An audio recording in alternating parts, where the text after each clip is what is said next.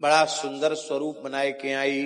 ताम केश बंधप व्यतिशक्त मल्लिकाम बृहन्नितंबस्तन कृच्छ मध्यमाम सुवास कंपित कर्ण भूषण त्रिशोल्लसत् कुंतल मंडिताननाम बलगुस्मितापांग विसर्ग वीक्षितैर मनोहरंतीम बनिताम ब्रजौकसाम असम्मताम भोज करेण रूपिणीम गोप्य श्रियम दृष्टुमिवागताम पतिम। 2 श्लोकों में पूतना के सौंदर्य का बड़ा सुंदर साहित्यिक वर्णन श्री सुखदेव जी ने किया है। अब हमारे मुंह से वो वर्णन अच्छा नहीं लगेगा,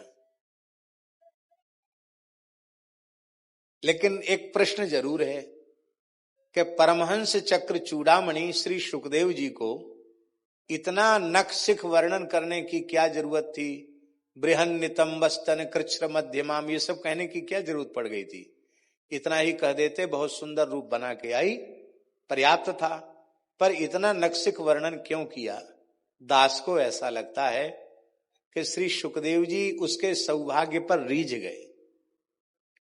ये भले ही बाल हत्यारणी दुष्ट हृदया रुधिरासना पूतना है, लेकिन इसके पैर किस ओर जा रहे, इसके पैर किस दिशा में बढ़ रहे हैं? ये भोगों की ओर नहीं जा रही है, ये संसार की ओर नहीं जा रही है, ये श्री नंदालय की ओर जा रही है, ये श्री नंदनंदन की ओर जा रही है। धन्य है आज यह नंदनंदन की ओर गति करने वाली पूतना मेरे द्वारा भी वर्णनीय हो गई है, क्योंकि भगवान उसके वक्ष पर विहार करेंगे, उसका स्तनपान करेंगे, उसकी छाती पर खेलेंगे।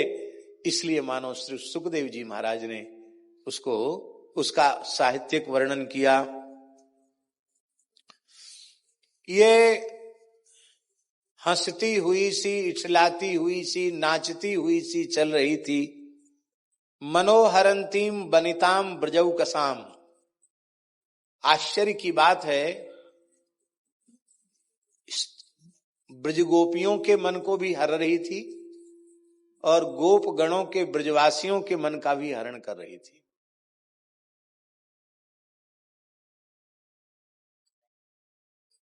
मोहन नारी नारी के रूपा पन्नगार यह चरित अनूपा। स्त्रियां प्रायः स्त्री की ओर आकृष्ट नहीं होती, और नहीं होती इतना ही नहीं है, और रहस्य की बात यह भी है वो अपने से ज्यादा सुंदर दूसरे को मानती नहीं, भले ही सुंदर न हो। सुंदरी से सुंदरी में कोई ना कोई खोट खोज लेगी, स्त्रियों का स्वभाव होता है। हमारे महाराज जी विनोद में कहते थे, भक्तमाली जी महाराज, कि लंका से पुष्पक विमान चला, किष्किंधा में उतरा, क्योंकि जानकी जी का आग्रह था कि जब विभीषण की पत्नी चल रही हैं तो सुग्रीव की पत्नी क्यों न चले, तारा क्यों न चले, रुमा क्यों न चले, कुछ बानरियां भी चलना चाहिए। तो थोड़ी देर के लिए विमान किष्किंधा में उतरा। तो महाराज जी कहते थे बंदरियों की बड़ी भीड़ भई, बानरी ही तो थी सब, बड़ी भीड़ भई कि भाई कितनी सुंदर रही हैं जानकी जी, जिनके लिए इतना भारी युद्ध हुआ। देखें तो चारों ओर से आके दर्शन। अब किशोरी जी के सौंदर्य का क्या कहना, लेकिन उन्होंने कहा अरे काय बात की सुंदर है, पूछ तो इनके है ही नहीं। बोलो वृंदावन बिहारी। क्या कहा उन्होंने कि काय बात की सुंदर है, पूछ तो इनके है ही नहीं।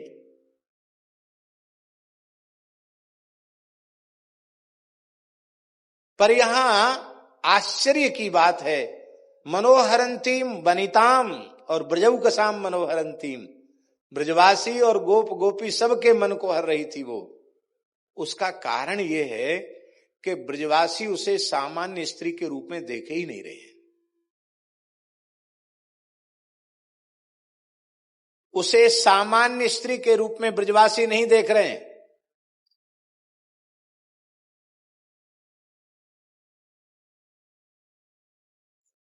गोप क्या समझ रहे हैं, ब्रजवासी अनुभव कर रहे हैं कि बाबा ने लाला के जन्म पे दधी कांधों पर, बधाई पर इतनी संपत्ति लुटाई है, इतनी संपत्ति लुटाई, बाबा को खजानो खाली है गयो।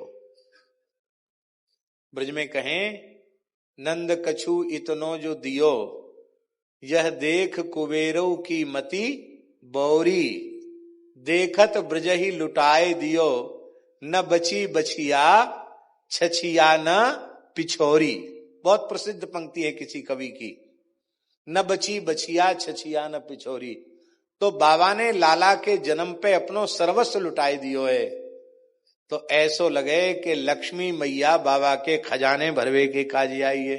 वो स्त्री देखे नहीं, वो तो लक्ष्मी जी समझ रहे हैं, इसलिए मन उनका उस ओर खिंच रहा है।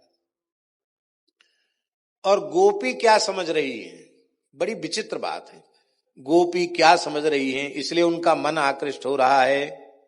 असम्मतां भोज करेण रूपणीम गोप्यः श्रियं दृष्टुमिवागतां पतिम। दोनों हाथों में पूतना ने कमल पुष्प ले रखे, खिले हुए कमल पुष्प। तो कमल पुष्प ये प्रमाण है कि लक्ष्मी जी है। हाथ कमला, कमल हस्ता लक्ष्मी है, पद्म हस्ता है। कमला लया पद्म हस्ता भगवती श्री महालक्ष्मी है। जय हो बद्री नारायण भगवान की जय। हमारे आदि बद्री वाले महंत जी आए हैं, पधारो। बस वहीं वहीं वहीं बाबा, ऊपर मत चढ़ो, विराज।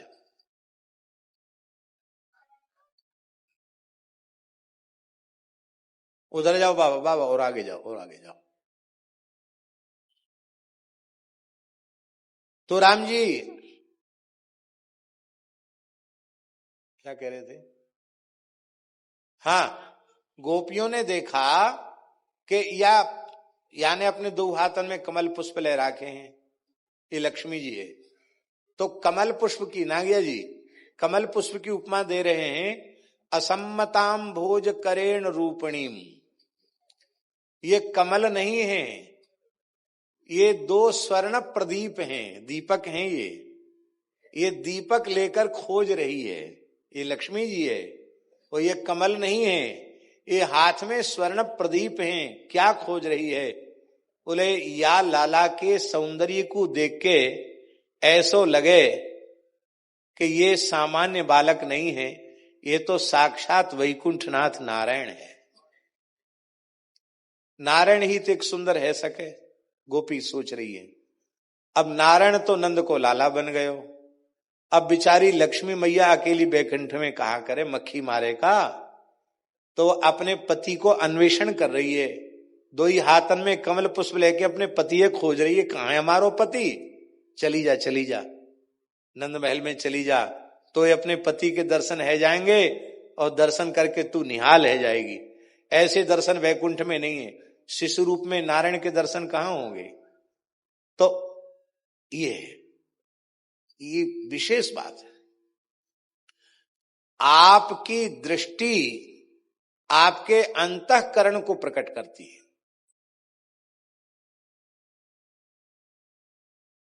फिर से सुने इस बात को, आपका अंतःकरण जैसा होगा वैसी ही दृष्टि होगी, क्योंकि आंख नहीं देखती है, ये तो केवल गोलक है, रूपक ग्राहक इंद्रिय मात्र है। वस्तुतः देखने वाला तत्व तो भीतर से अंतःकरण, वही नेत्र इंद्रिय का आश्रय लेकर के देखता है, रूपक ग्रहण करता है। तो जब हृदय में श्री कृष्ण बसे हुए होंगे या श्री कृष्ण के जन बसे हुए होंगे, तो हम जहां नजर डालेंगे या तो श्री कृष्ण दिखाई पड़ेंगे या श्री कृष्ण के प्राण प्यारे कोई भक्त संत दिखाई पड़ेंगे। पर हमारे हृदय में यदि संसार बसा हुआ है तो ठाकुर जी के सामने ठाड़े हैवे पेऊ, ठाकुर जी के दर्शन नहीं होंगे, संसार के दर्शन होंगे।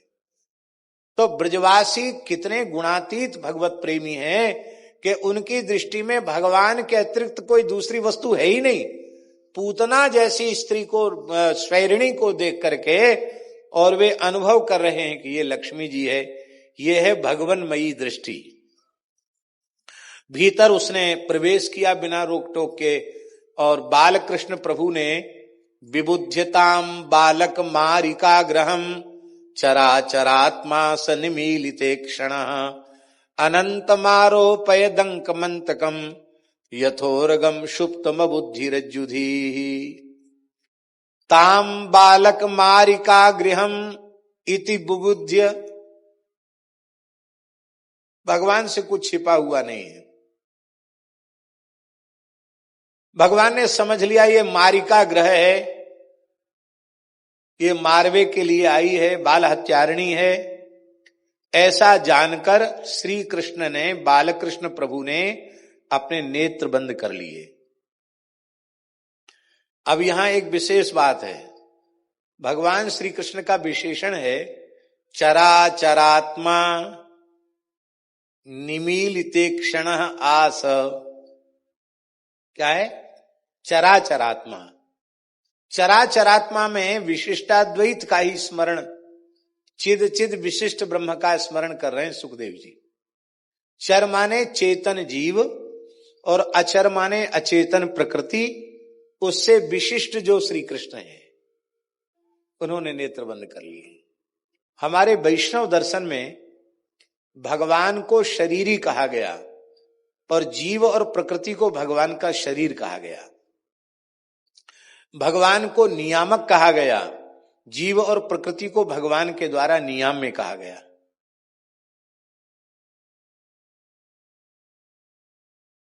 न जीव स्वतंत्र है महाराज जी, न जीव स्वतंत्र है और न प्रकृति स्वतंत्र है। और एक और बात हम कह दें, जीव स्वतंत्रता का अनुभव करते ही नष्ट हो जाता है, पतित हो जाता है। और प्रकृति जब स्वतंत्र होती है परमात्मा के नियंत्रण से, तो प्रलय हो जाता है। इसलिए जीव और प्रकृति, इन दोनों का परमात्मा के नियंत्रण में रहना ही उत्तम है। इसी को दूसरे शब्दों में हम कह रहे हैं, भगवत प्राप्ति ही मानव जन्म का एकमात्र फल है। इस रहस्य का बोध संत सद्गुरु की कृपा से, गुरु गोविंद और ग्रंथ, इनकी कृपा से जिसे हो चुका है, उस जीव को साधक जीव कहते हैं। क्या कहते हैं? साधक जीव को ही मुमुक्षु जीव कहा जाता है। साधक जीव का प्रधान लक्षण क्या है नागिया जी? साधक जीव का प्रधान लक्षण है, साधक जीव कभी अपने को स्वतंत्र नहीं मानता।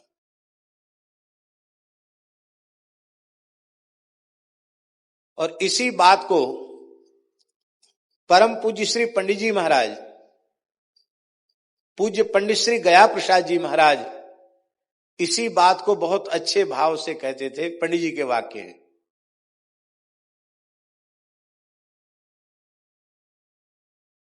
साधक स्वतंत्र नाय और स्वतंत्र साधक नाय।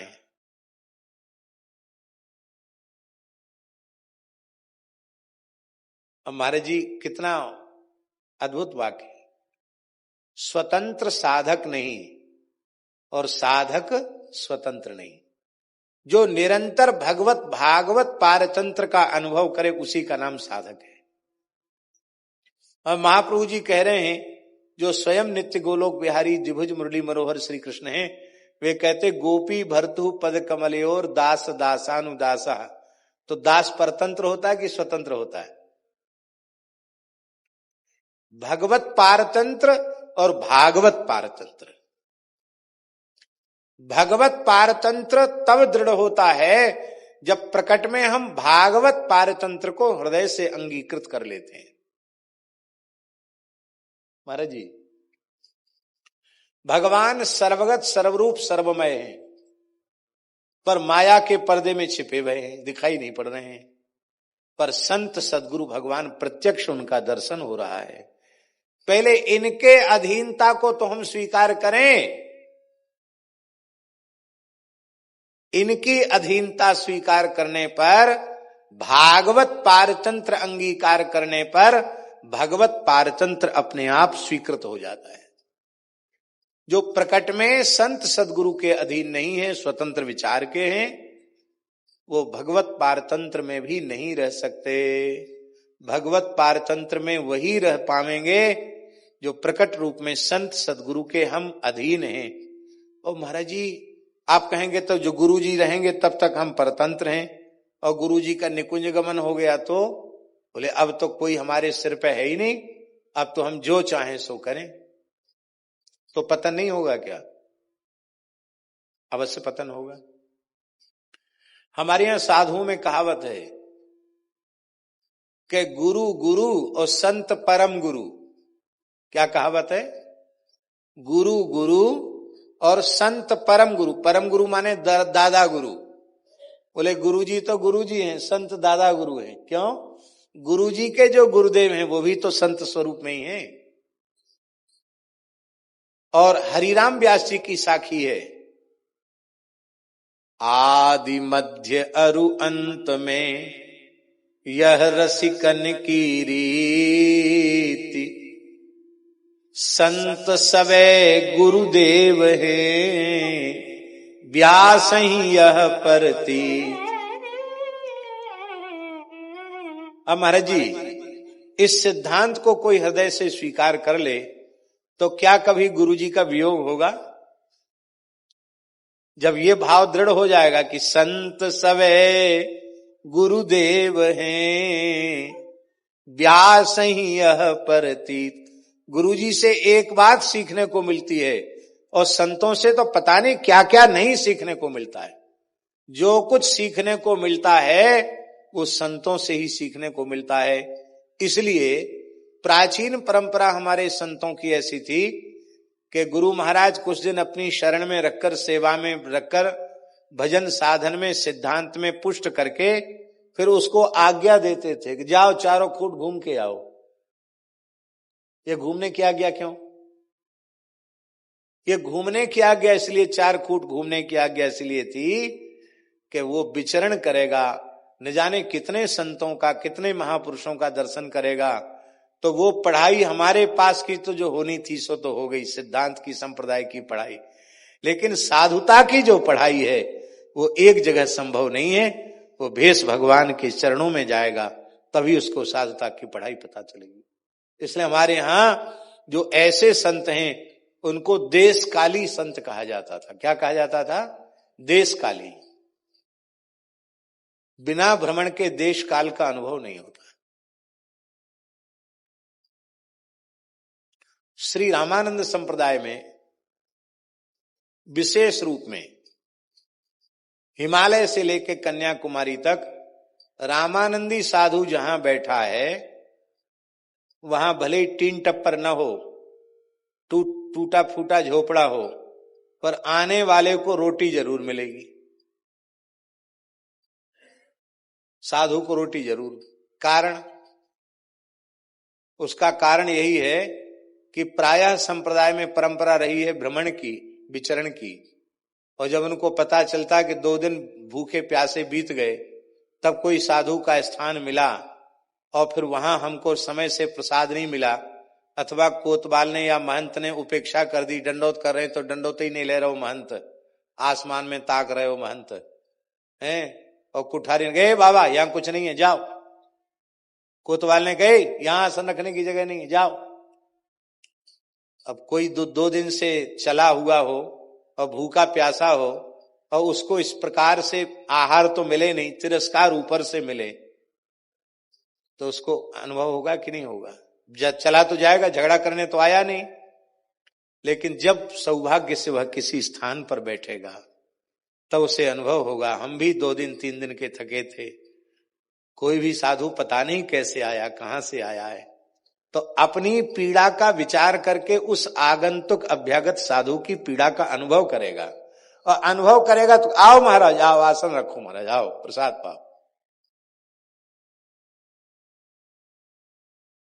गंगोत्री में, गंगोत्री है ना महाराज जी, जहां से गंगा जी प्रकट हुई, वहां एक स्थान में हम लोग थे, पहुंच गए, बहुत व्यवस्थित स्थान था।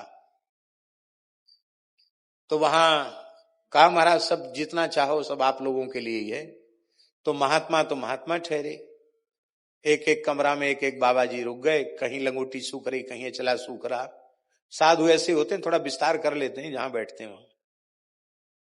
अब सवेरे, बाबा बड़ी हंसी की बात है, सवेरे जाने की समय आया तो स्थान का मैनेजर आ गया, बोला भाई देखो जितने कमरे हैं उनका इतना इतना,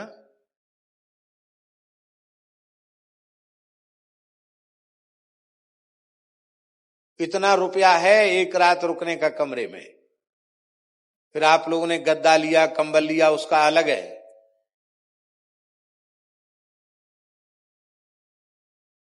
हमारे महात्मा थे त्यागी जी, गाली गलौज करने लगे, त्यागी तपस्वी तो ऐसे होते हैं, साला दुनिया है, यूं त्यों दुनिया भर की बात। मैंने कि बाबा, अरे बोले पहले क्यों नहीं बताया, हम लोग एक कमरा में 2 कमरा में गुजारा कर लेते, एक एक कमरा में ठहर गए रात को। कुछ मत बोलो भाई। बोले महाराज जी तो छूते नहीं है, रसीद कटाओ। रसीद कट गई। खाए पिए महाराज जी, फरुखाबाद वाले महाराज जी कुछ नहीं खाए पिए, खाली रहने का लंबी चौड़ी रसीद कट गई। और इसके बाद जब वहां से निकले तो एक महात्मा मिल गए, हमको पहचान गए। बोले महाराज जी आप कहां? हम तो एक रात रुक लिए, अब जा रहे आगे। कहां रुके थे? उन्होंने बताया हम अमुक जगह रुके थे। इतना सुनते ही उनकी आंख से आंसू बहने लगा। बोले आप तो बड़े लोग हो, बड़े महंत हो, पहाड़ी बाबा की गद्दी के हो। उस समय खाक चौके महंत थे। पहाड़ी बाबा हमारे रामानंद संप्रदाय की त्यागी तपस्वियों की बड़ी गद्दी है, तो गरीब साधु के यहां क्यों रुकोगे महाराज? मैंने कहा नहीं, गरीब अमीर की बात नहीं, आप मिले नहीं, आपका पता हमको नहीं था, इसलिए हम आपके यहां नहीं रुके। नहीं नहीं चलना पड़ेगा, नहीं तो हमारी आपकी लड़ाई हो जाएगी।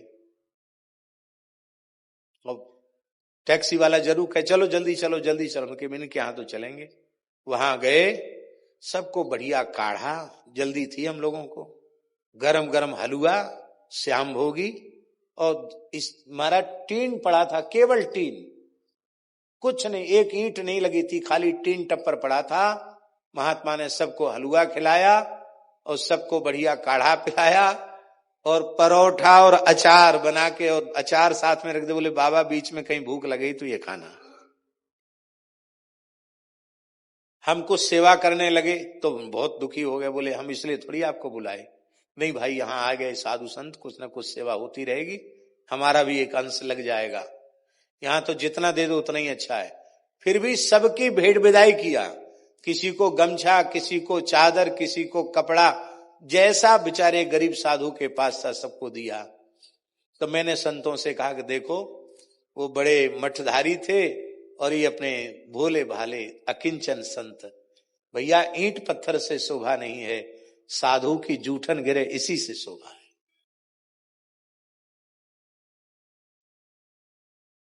संत श्री मलुकदास जी महाराज ने तो अपनी वाणी में कहा है, संतन को आवत निरखी, लीजे कंठ लगाए।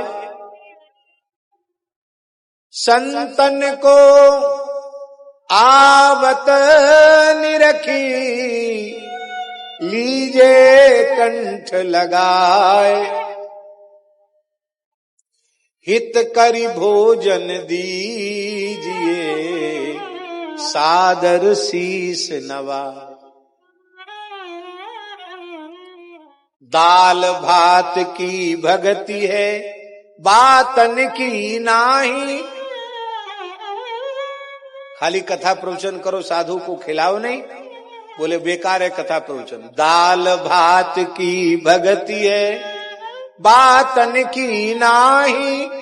मन माने तो कीजिए, बूझिए रे माही।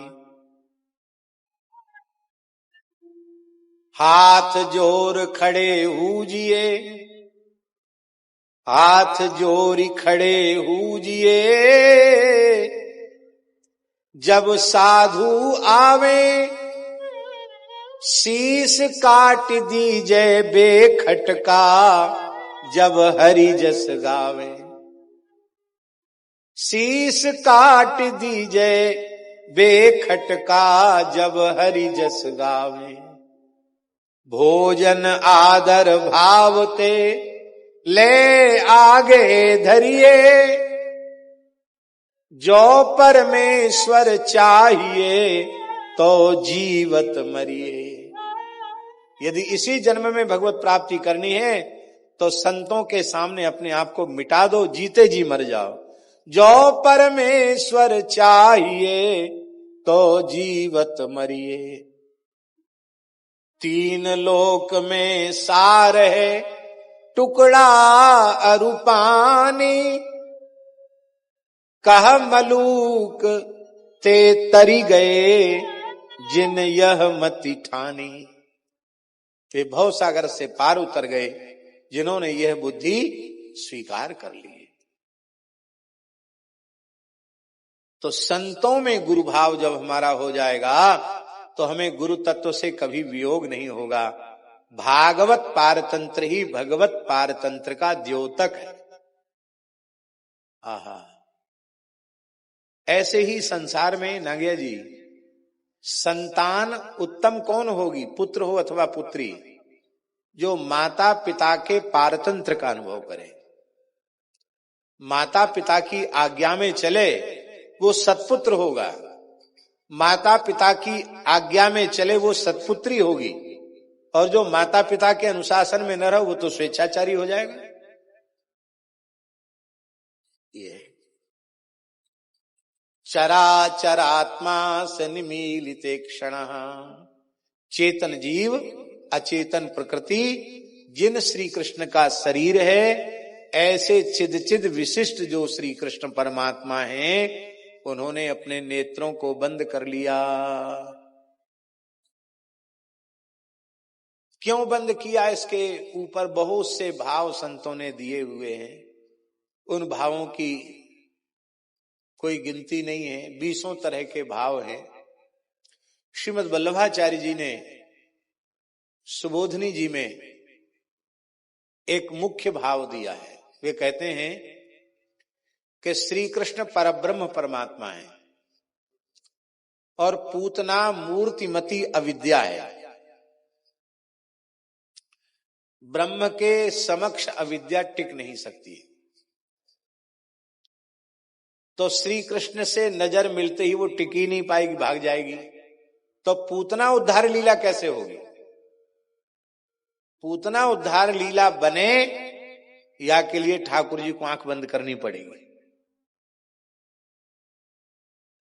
अथवा दूसरा भाव है, मैं इसका मुख नहीं देखूंगा। क्यों? ये पूतान पवित्रान बालान अपि नयति, निर्दोष पवित्र बालकों को भी ले जाती है, मार डालती है, बध कर देती है। ऐसी बाल हत्यारिणी का मैं मुख भी नहीं देखूंगा, इसलिए नेत्र बंद कर लिए। अथवा ठाकुर जी ने मन में विचार किया, इस जन्म में तो इसके कोई पुण्य ऐसे है नहीं कि ये हमारे निकट आ सकती थी, तो आंख बंद करके पूर्व जन्म का ध्यान करने लगे कि पूर्व में इसने कौन सा ऐसा पुण्य किया था। कोई गंभीर चिंतन होता तो आंख बंद करके सोचते हैं ना लोग, तो बालकृष्ण नेत्र बंद करके सोचने लगे, अरे अब समझ में आई, ये तो आत्मसमर्पण भक्ति के आचार्य बलि की पुत्री है। इसका नाम था पूर्व जन्म में रत्नमाला। जिस समय वामन भगवान बलि की यज्ञशाला में आए तो इसका हृदय वात्सल्य से भर गया। इसका मन हुआ ऐसे छोटे बालक को तो गोद में बिठा करके प्यार करना चाहिए, दुलार करना चाहिए, दूध पिलाना चाहिए। वात्सल्य भाव से हृदय भर गया। और जब ठाकुर जी ने विराट होकर, त्रिविक्रम होकर बलि का सर्वस्व नाप लिया, एक पग में संपूर्ण भूलोक नाप लिया, और बलि का शासन तो केवल स्वर्ग तक था, भगवान ने दूसरे चरण में ब्रह्मलोक तक नाप लिया, और तीसरे चरण में कहा कि तू बड़ा मिथ्याचारी है, 3 पग पृथ्वी दान का संकल्प करके और अब अपने संकल्प की पूर्ति नहीं करता, बता तीसरा पग कहां रखूं।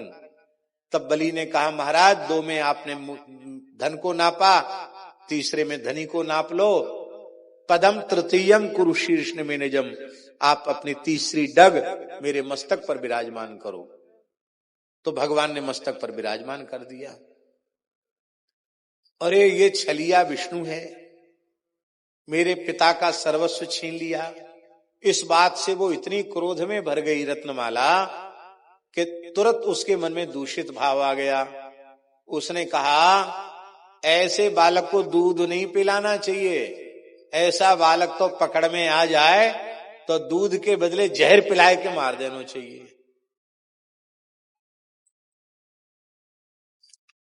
इस दूषित भाव के कारण, भाव परिवर्तन के कारण उसे राक्षसी बनना पड़ा, पूतना के रूप में जन्म लेना पड़ा। इससे एक बात सिद्ध होती है, वो बात यह है कि मनुष्य को सदा सद्भाव में ही जीना चाहिए, असद्भावों में नहीं जीना चाहिए। बहुत से लोग व्यर्थ का चिंतन करते हैं और बहुत से लोग तो इतना घृणित चिंतन करते हैं कि वस्तुतः वे मनुष्य कहलाने के भी अधिकारी नहीं बचते। ऐसा उटपटांग चिंतन करते हैं। तो यह बात पक्के तौर पर समझो, हम जिस प्रकार का चिंतन करते हैं धीरे धीरे हमारा स्वरूप भी वही हो जाता है। वात्सल्य भाव का चिंतन किया तो ठाकुर जी ने उसी समय माता की गति दे दी, और जहर पिलाने, हत्या करने का संकल्प किया तो पूतना बनना पड़ा, राक्षसी बनना पड़ा। हमारे सब मनोरथ पूरे होते हैं क्या? बोलो। सब मनोरथ तो पूरे नहीं होते। सब मनोरथ पूरे होते तो यहां बैठे हुए जितने लोग, कोई न कोई राष्ट्रपति बना होता, कोई प्रधानमंत्री बना होता, कोई मुख्यमंत्री बना होता। छोटो बोटो चपरासी बनवे की कौन सोचे? वो सब यही सोचेंगे हम मुख्यमंत्री है जाएं, प्रधानमंत्री है जाएं, राष्ट्रपति है जाएं, यही सोचेंगे। अब ये हमारे वृंदावन में राष्ट्रपति महोदया आई, महाराज जी कह रहे थे कल, बोले महाराज जी दुल्हन जैसे सजा दिया वृंदावन में, इतनी सजावट है। ब्रजवासी कह रहे साल में 10-20 बेर आए जाए तो अच्छो है जाए, कम से कम वृंदावन की सफाई तो है जाए। महीना 2 महीना में आपको चक्कर लग तो रहे तो ठीक है। तब मनुष्य की सोची हुई बात कहां होती है? हमारे सारे मनोरथ पूरे नहीं होते, फिर भी तरह तरह के मनोरथ हमारे भीतर होते हैं कि नहीं होते? तो हम हल्के मनोरथ क्यों करें? आत्म कल्याण, राष्ट्र कल्याण, जगत कल्याण, इसके पवित्र संकल्प हम क्यों न करें? और हम जैसा संकल्प करेंगे उसी प्रकार का हमारा भावना में स्वरूप प्रकट हो जाएगा। महाराज जी चिंतन की बड़ी महिमा होती है। श्री वेणु विनोद कुंज वाले महाराज जी परम रसिक महात्मा थे। महाराज जी ने दर्शन किया है। हमारे बाबा श्री अलवेली शरण जी तो बहुत लंबे समय तक उनकी सन्निधि में रहे। बाबा की तो अगाध श्रद्धा है उनके चरणन में। सत्य घटना है महाराज जी।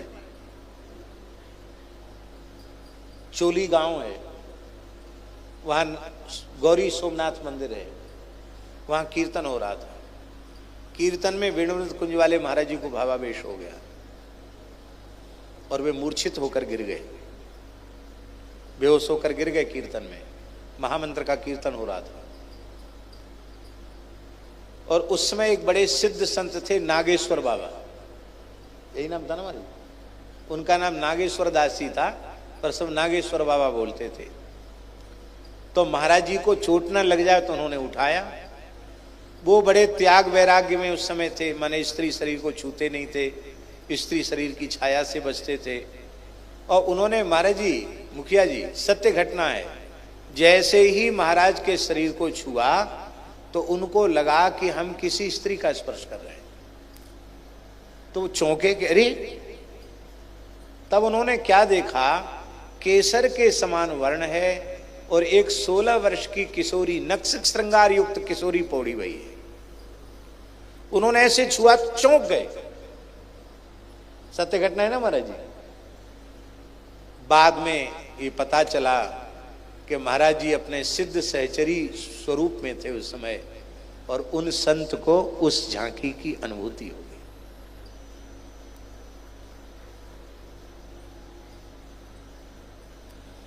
बक्सर वाले मामा जी के गुरु जी,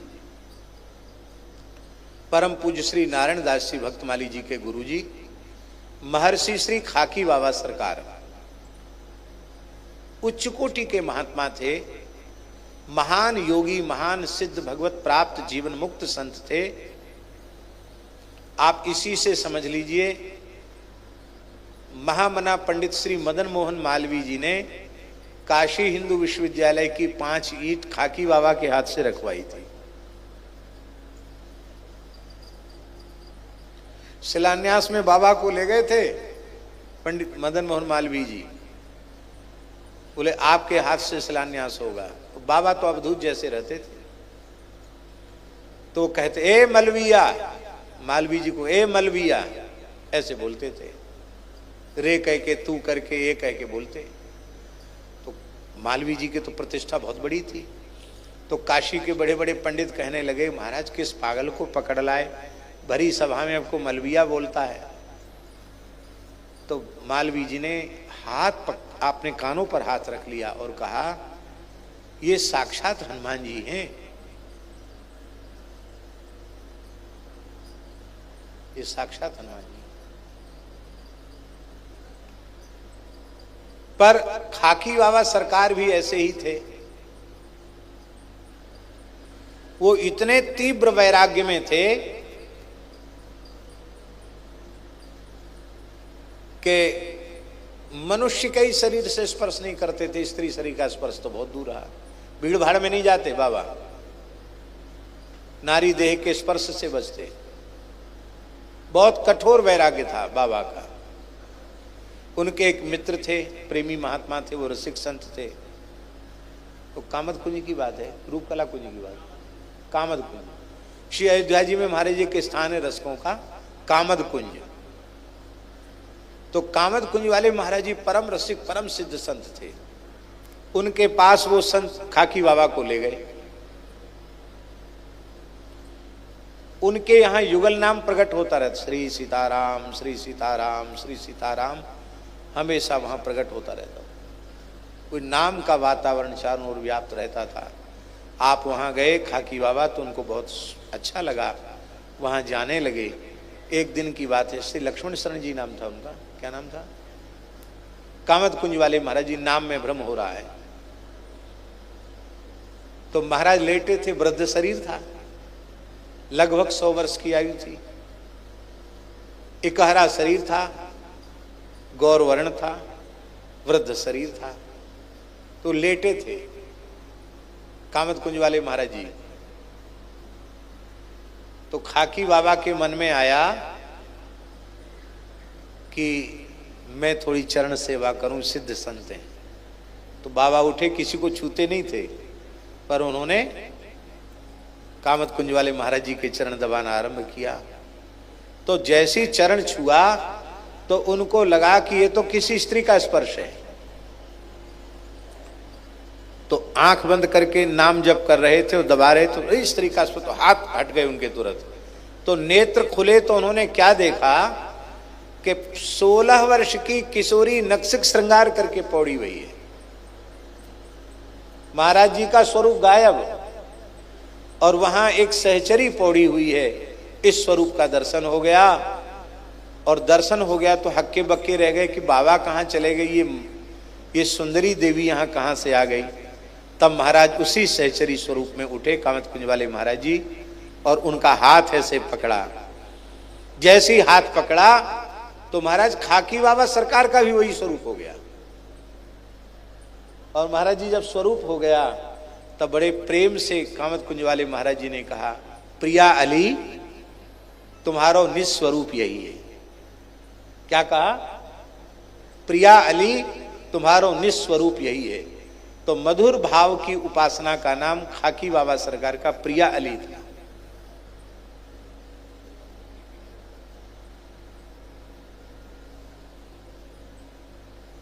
ये बात हम इसलिए प्रामाणिक रूप से ये उदाहरण इसलिए हम उद्धृत कर रहे हैं कि अंतःकरण के भाव की कितनी गरिमा है, कितनी महिमा है कि कोई महापुरुष यह चिंतन करता है कि मैं श्री राधा रानी की, मैं श्री जानकी जी की सखी सहचरी हूं, तो उस भाव का अनुसंधान करते करते उसको वह सिद्ध स्वरूप प्राप्त हो सकता है। ये कैसे होता है? ये अंतःकरण के भाव के अनुरूप प्राप्त होता है। तो पवित्र भावों में ही जीवित रहना चाहिए, अपवित्र भावों में नहीं जीना चाहिए। ये मुख्य बात है इस प्रकरण की। उसने अशुद्ध भाव किया तो राक्षसी बनी, और शुद्ध भाव किया तो माता की सी गति उसको प्राप्त हुई। बोलो भक्त वत्सल भगवान की जय। अथवा नेत्र बंद करके भोले बाबा से प्रार्थना करने लगे कि प्रभु, हम तो ब्रज में माखन मिश्री दूध दही को भोग लगावे के लिए आए, ये कड़ुओ कड़ुओ जहर पीवे ना आए, ये विष पान करना तो आपकी शोभ सेवा है। समुद्र मंथन में विष प्रकट भयो, आपने पान कियो तो आप तो या के जहर को पी लो, मैं तो केवल दूध पीऊंगा या अपनी माता की गति प्रदान करूंगा। और श्री ठाकुर जी ने दूध ही पिया। तस्मिन् स्तनम दुर्जर वीर्य मुलवणम, तस्मिन् स्तनम दुर्जर वीर्य मुलवणम, घोरांक मादाय शिशोर ददावथ, गाढ़म कराभ्याम भगवान प्रपीड्यतत्, प्राणैहि समम रोष समन्वितो पिबत। भयंकर विष से संलिप्त पयोधर बालकृष्ण प्रभु के मुखारबिंद में दे दिया, और गाढ़म कराभ्याम तत् भगवान प्रपीड्य, भगवान ने बड़ी दृढ़ता पूर्वक पूतना के पयोधर को पकड़ा और पकड़ करके दबाया, और प्राण के सहित रोष से युक्त होकर के भगवान पीने लग गए। गाढ़म का अर्थ है दृढ़ता पूर्वक, मजबूती से पकड़ा। ये गाढ़म से ये संकेत कर रहे हैं भगवान लीला में कि हे जीवो, मेरी पकड़ बहुत मजबूत है, ढीली ढाली पकड़ नहीं है। जिसको अंगीकार कर लेता हूं फिर उसका कभी त्याग करता नहीं हूं। अप्रपीड्य, प्रकर्षेण पीड्य, बहुत जोर से दबाया। दबाया इसलिए कि मैंने तो वचन दिया है कि निर्मल मन जन सो मोहि पावा, मोहि कपट छल छिद्र न भावा, और इसमें तो कुल कपट छल छिद्र ही भरे हुए हैं। इसलिए श्री ठाकुर जी ने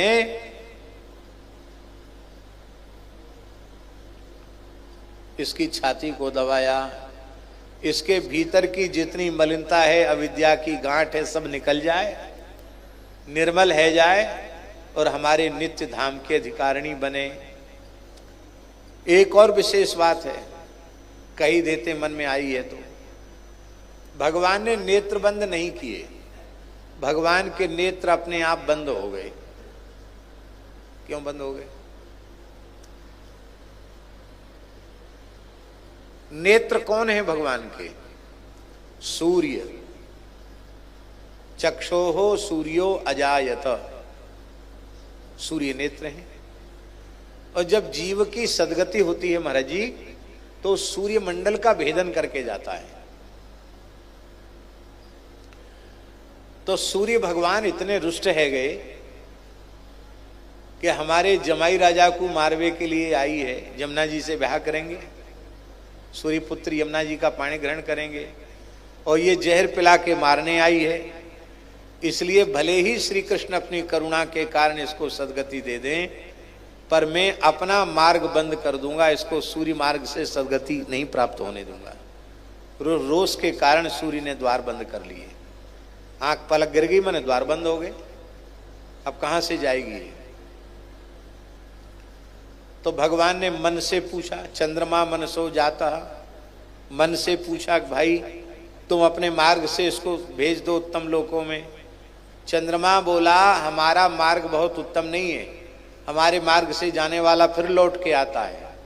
गीता जी में है ना, चांद्र मार्ग से जाने वाला लौट कर फिर धरती पर जन्म लेता है, पर सूर्य मार्ग से जाने वाला लौट कर नहीं आता है। इसलिए परम गति सदगति सूर्य मार्ग से जाने पर ही होती है। पर जब सूर्य का द्वार बंद है तो कोई बात नहीं, तुम अपने मार्ग से इसको जाने दो। चंद्रमा और नाराज हो गए, बोले आप हमारे वंश में प्रकट हुए हैं और ये आपको ही समाप्त करने का दुष्ट संकल्प लेके आई है, इसको हम अपने मार्ग से भी नहीं जाने देंगे। तो सूर्य मार्ग चंद्र मार्ग तो अब बंद हो गए। नरक उसको भेजना नहीं है, तमो मार्ग में भेजना नहीं है, भेजना है सदगति में। तब क्या करें? तब श्री ठाकुर जी आंख मूंद कर सोचने लगे, इस बेचारी पूतना का कल्याण कैसे करें। तो श्री ठाकुर जी ने संकल्प किया, महाराज जी जिस जीव के कल्याण के सारे मार्ग बंद हो गए हों, उस जीव को भी मैं कृपा के मार्ग से अपने धाम को भेजता हूं। और इस कृपा को ही पुष्टि कहा गया, पुष्टि मार्ग।